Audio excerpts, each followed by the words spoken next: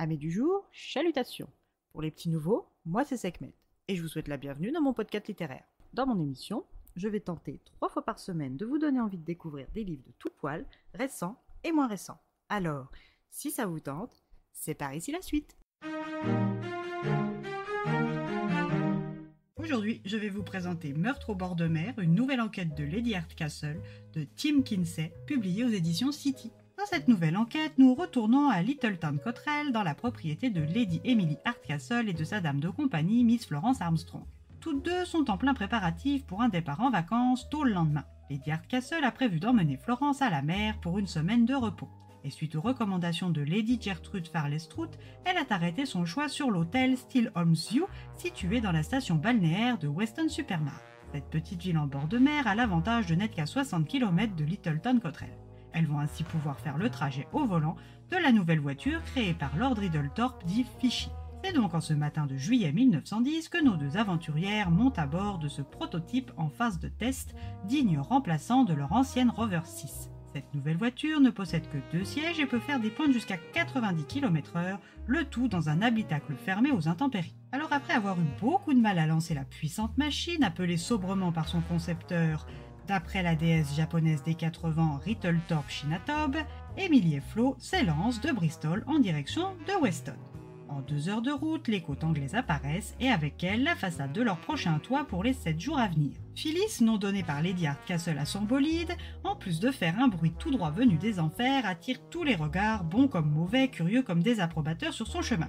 Elle trouve par chance une place libre devant l'hôtel et se dirige directement à la réception où elles sont accueillies par Monsieur Nightingale. Ce dernier les confie aux bons soins de Billy Bryan, le garçon d'étage, pour les mener à leur chambre contiguë vue mer, bien sûr quand celle-ci ne s'est pas retirée. Lady Hardcastle et Miss Armstrong décident qu'en attendant leur bagage, elles allaient faire une première promenade et visiter les tout proches environs. Lors de cette balade, elles ont pu voir le Kingston Pavilion and Opera, où une pièce est proposée le soir même, et le Kingston Bass. De retour dans leur chambre pour défaire les bagages et se changer avant le repas, à 18 h, nos deux amies descendent dans le salon de l'hôtel et sont étonnées d'être les seules présentes. À cette heure, elles se seraient attendues à croiser quelques colonels à la retraite sirotant un verre d'alcool. Mais loin d'être intimidées, car après tout ce qu'elles ont vécu aux 4 coins du monde, il en faudrait un peu plus, elles jettent leur dévolu sur une paire de fauteuils près de la porte, le meilleur poste d'observation de la salle pour surveiller l'arrivée des futurs convives. Après avoir pris le temps de siroter leur verre en papotant voyage, Emily et Flo passent dans la salle à manger. Cette pièce légèrement plus petite que le salon qu'elles venaient de quitter pouvait accueillir jusqu'à 6 tables et coup de chance, la dernière était encore libre. Lady Hardcastle détaillait le menu lorsqu'elle surprit une conversation entre le personnel et un homme désireux de dîner. Elle ignore pourquoi, mais les inflexions de sa voix l'ont poussée à l'inviter à leur table sans même demander au préalable son accord à Flo. Cet inconnu, aux intonations peinées et résignées, n'est autre que le docteur Percival Goddard, physicien dilettante. Une partie de son travail consiste à se maintenir au niveau des nouvelles évolutions en matière de sciences, ingénierie et médecine, et l'autre reste un secret. Lady Hardcastle, qui a elle-même étudié les sciences naturelles à Girton, au King's College de Londres, est ravie de sa rencontre fortuite. Tous 3 dînent, discutent et se souhaitent une bonne soirée.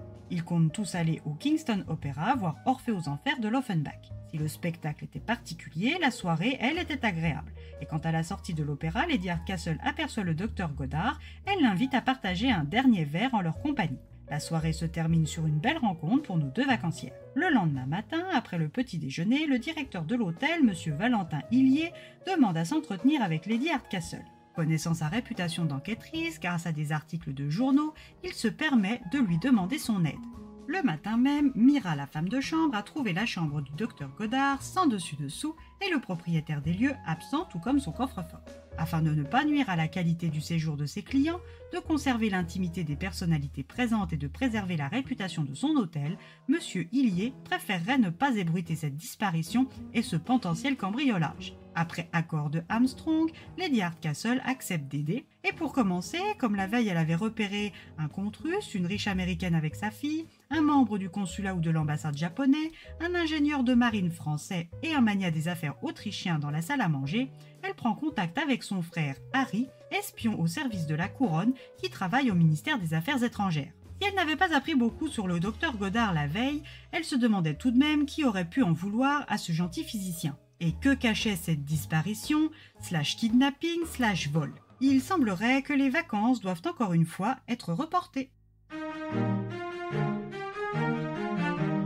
Une enquête qui, comme les précédentes, se lit bien. Un rythme dynamique et une narration fluide et agréable. Une série de cosy mystery que j'ai toujours plaisir à lire, même quand je suis malade avec la tête comme un compteur à gaz. Et bien voilà, j'en ai fini pour aujourd'hui. J'espère que cet épisode vous aura plu et vous aura donné des nouvelles idées de lecture. Si vous souhaitez découvrir d'autres petits bonbons littéraires tout droit sortis de ma bibliothèque, je vous retrouve le samedi 20 avril prochain pour un nouvel épisode. Et si d'ici là je vous manque de trop, vous connaissez le chemin sur Instagram, @leslectures de Sekhmet. Sur ce, chalut les amis et à la prochaine.